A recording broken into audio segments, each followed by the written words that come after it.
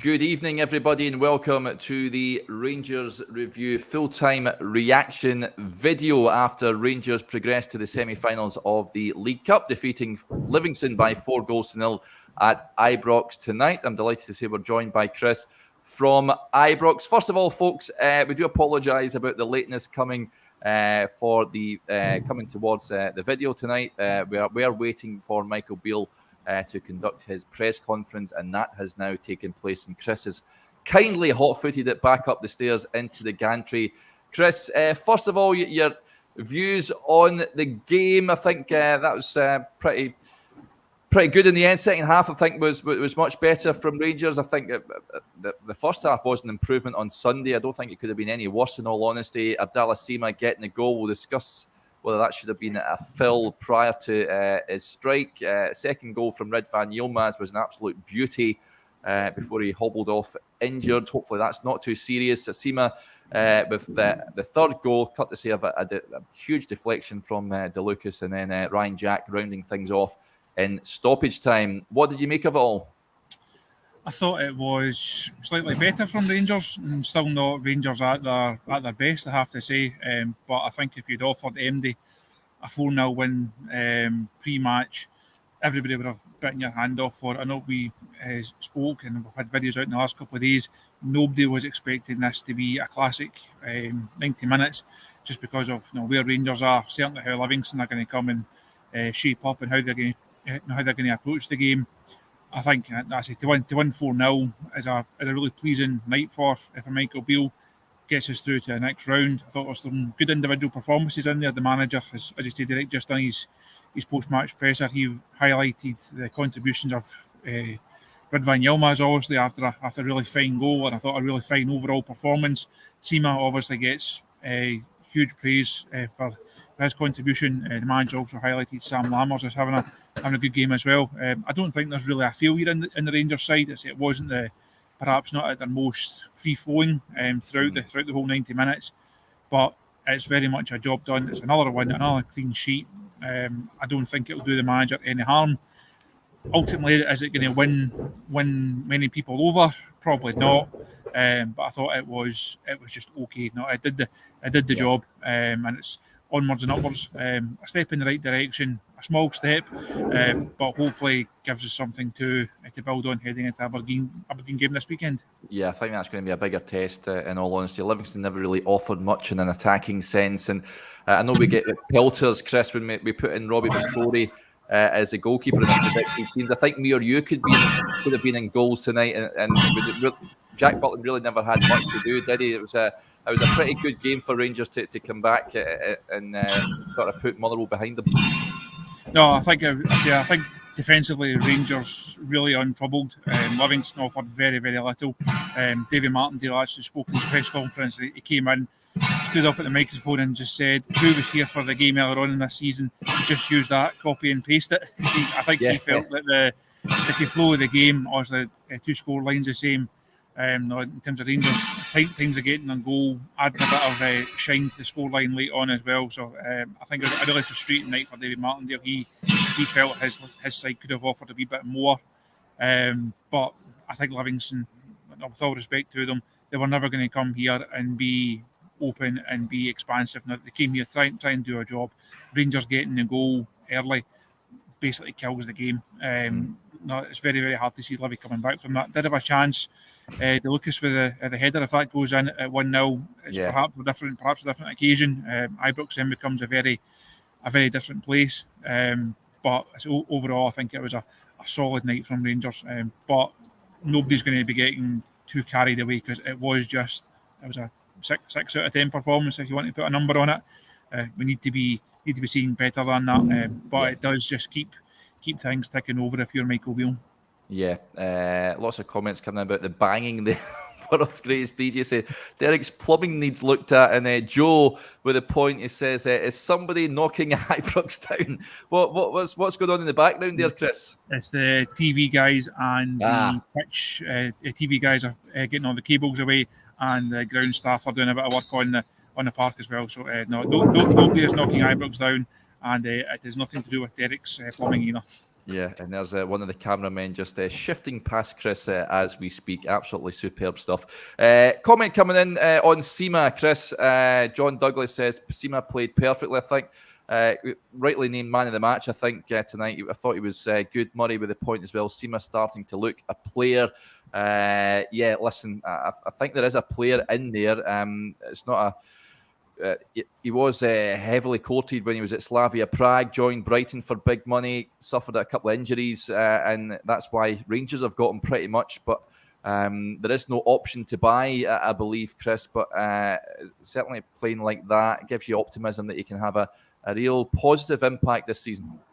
I think so far we've seen flashes from him. We've seen these wee moments like the goal against PSV here, like that goal tonight. There's obviously a bit of debate whether it was a foul in the build-up or not, but Seaman gets his awards for pressing Jamie Brandon first of all, and he then gets his awards for a really accomplished and composed finish, nice looking shape round about the goalkeeper in that far corner.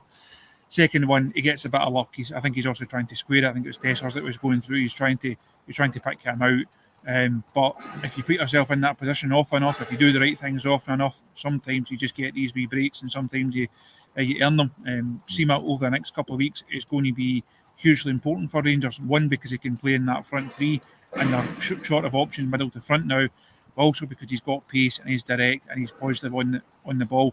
Obviously after the injury to Matondo, we also know about Cantwell being out and Danilo being out. Rangers are short of options in the areas that can go and are short of players that can go and hurt teams.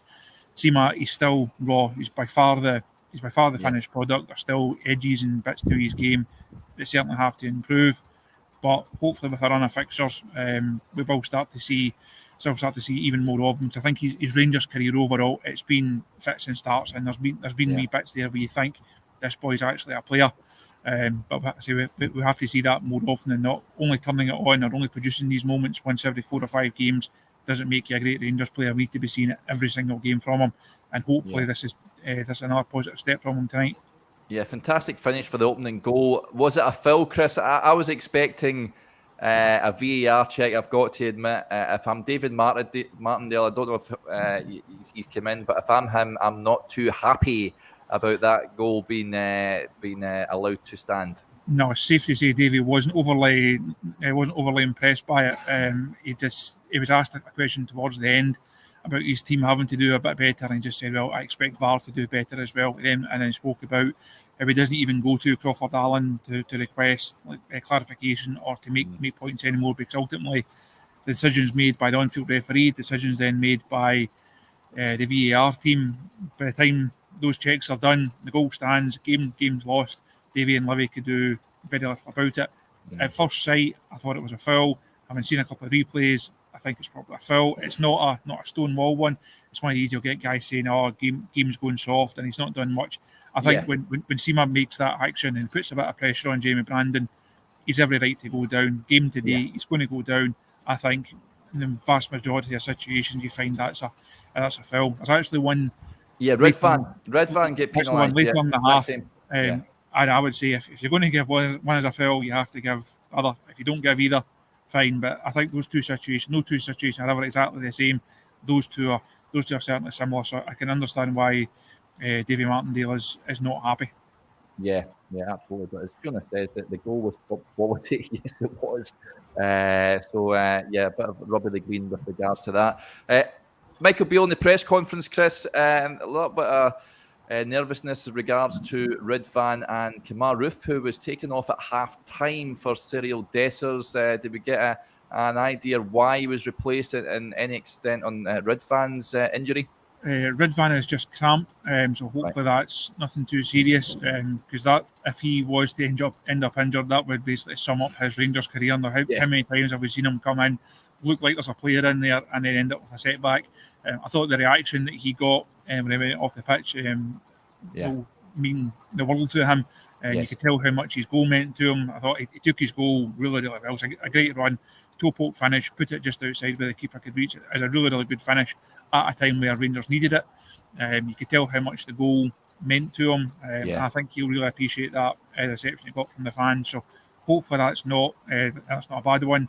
Kamar Roof, we'll find out over the next couple of days. The manager said it was a groin issue, so that doesn't sound good. No, what are we? 12, 13 hours after we're speaking about Kamar this morning, Derek. He's building himself up. He can go and play 3 games a week, and it's great to see him back and all the rest of it. He only lasts 45 minutes tonight, so that's a sore one. And again, it comes in an area of the pitch, as we've said. Rangers can't afford to lose any more bodies. They're already short of options there, already short of quality options there, and guys that can go and score goals. So fingers crossed, there's some good news. With the manager will speak again on Friday ahead of the Aberdeen game at the weekend. So I think it'll probably be Friday afternoon by the time we get a proper update on that one. Yeah, unfortunately, that's we've come to expect that with Kamar Roof. I thought that his injury problems might have been behind him, but it appears not. So, I'll keep our fingers crossed with regards to that. Just on Yilmaz Williams says, I think Yilmaz actually went off because he wanted an applause of the fans for that goal. I wouldn't blame him if he did, to be honest, buddy. It was an absolutely stunning strike and run as well. You don't really see many TBs in football anymore. The famous one, I think, is Ronaldinho's at Stamford Bridge, but that was a beauty of a goal from Ridvan. Alan McConnell with a point. He says that evening, everyone. The after-match review is a more conducive time here in Florida. Good to have your company, Alan. I think Rangers need to practice shooting. How many shots did they aim at the moon? Great result despite that. Shooting, I think they need to work on that. Just in terms of if Roof is out, Chris, I know that Cyril Desser's come on. Another cumbersome performance for me up top. If Rangers are relying on Cyril Dessers to get the goals, fans will start to worry. I think cumbersome's a good way of describing him, actually, Derek. He just doesn't look. No, it looks like Connor Goldson being put up front. Remember when they put Connor up at Dens Park, I think it was, and he scored. But it's almost like a centre half playing up front at this moment in time. And I know that may be a bit harsh on Cyril, but he's just shown nothing at this moment in time to get the fans excited that he is the answer. There's just not enough threat there. There's not enough to suggest that this guy is going to go and score the goals that Rangers need him to. There's a moment in the second half that played through, and he's basically got 35,000 people telling him to shoot, and he waits and tries and goes back inside. I think if that's a striker who is full of confidence, takes the ball in, gets his shot away, even if he doesn't score, he has to test the goalkeeper.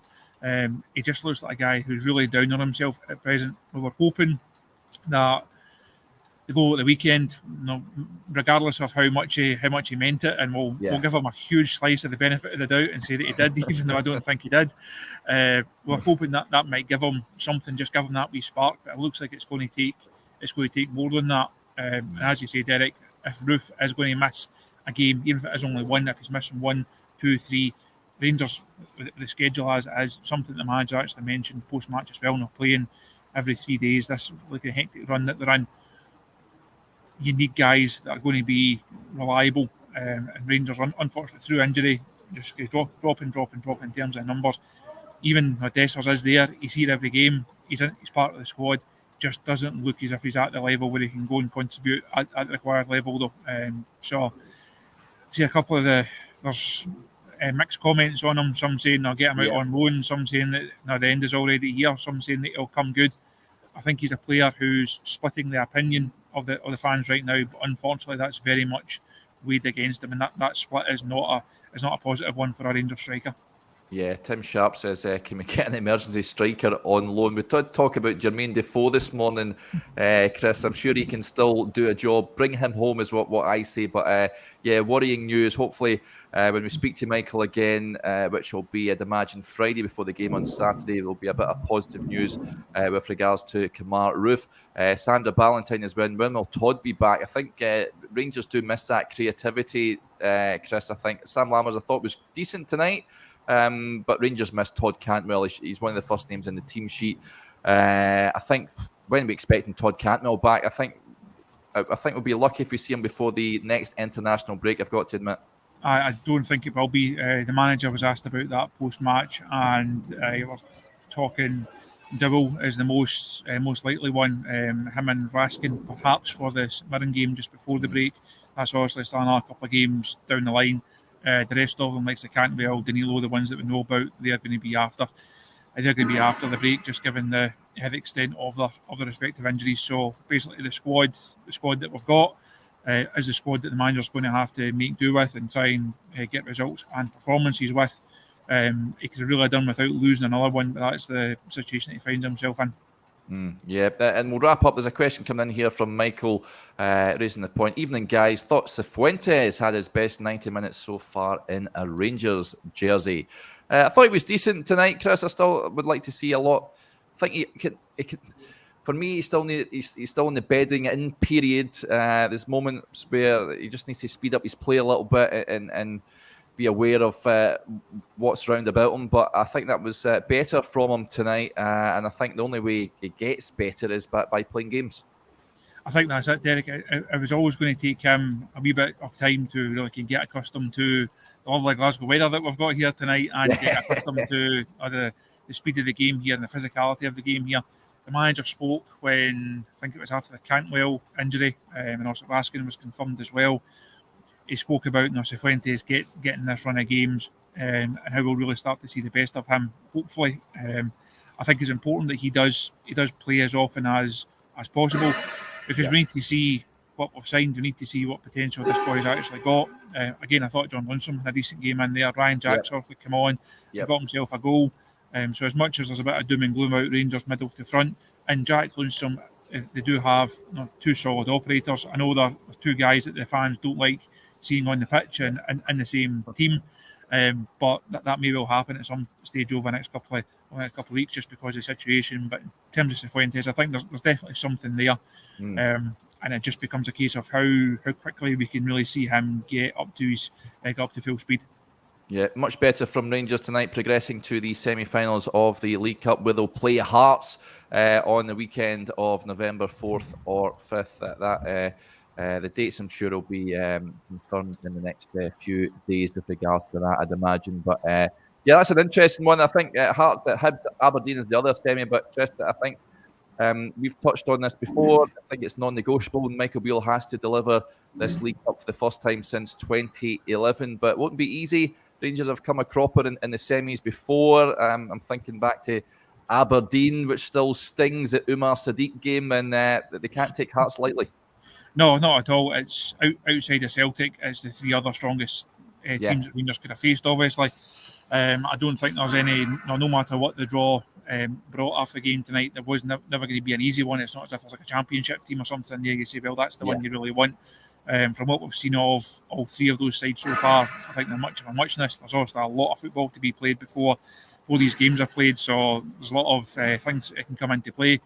Rangers have a bit of time to play themselves into a bit of form, which would be nice. If they can do, they should be certainly favourites for the semi-final. And as we've all said, Derek, this is a competition that Rangers just simply have to win this season. There's no excuses. It's not as if you've got a semi against Celtic and it's a 50-51, or there's a potential of a final against Celtic. It's three teams that no matter how they come out of the hat, no matter what the fixtures bring, it's a competition that Rangers just simply have to be going and winning.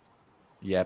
Before we wrap up, Mike Kelly gets in touch. He says, can I get a quick shout out, lads, to Ryan Kendra and Tessa, who came all the way from Winnipeg in Canada for their first game last Saturday. Thanks for the win. Yeah, absolutely, Mike. Hopefully that same got the bug as the Rangers bug as well. That's a long way to come for a game, but good to see them coming over there. Right, that'll do us there. Thanks to Chris. Thank you, Chris. You can get yourself downstairs and off home. It's been some shift for you today.